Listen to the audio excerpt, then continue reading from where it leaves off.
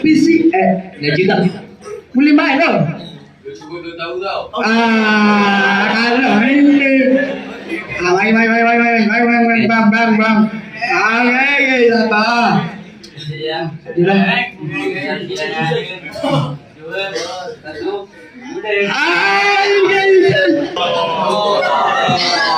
Game bagus.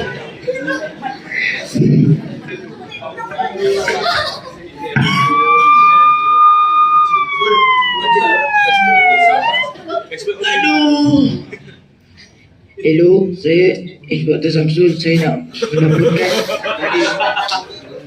kemalangan ikan bani. Ada tiga mati. Seorang lagi tak tahulah hidup ke tak. Jawab. Saya tanya. Mati ke? Hampir. Oh, ya. Oh, yang lagi satu ni yang ada nyawa ikan. Sila hantar ambulans sekarang ya. Terima kasih.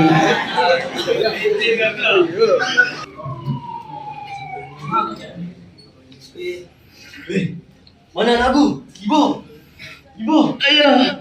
Sini ayah. Imran. Apa buat ibu? Kenapa kau berubah ibu?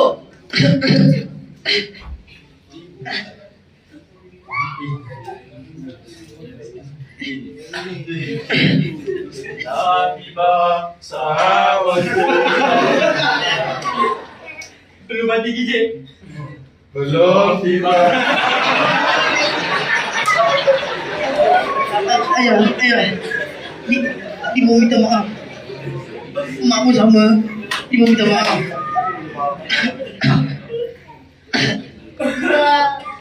Mati tak?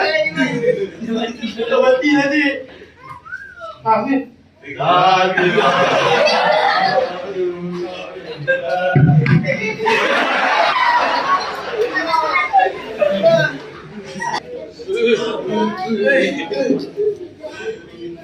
Cik.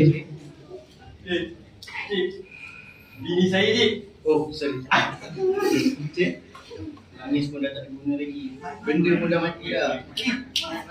Pegang mai cakap. Benda pun dah mati dah. Jadi mak ayah dekat luar sana, kami sebagai anak mohon maaf jika kami selalu buat salah silap. Maafkan kami wahai mak ayah. Kami sedang diuji dengan usia meningkat remaja ini.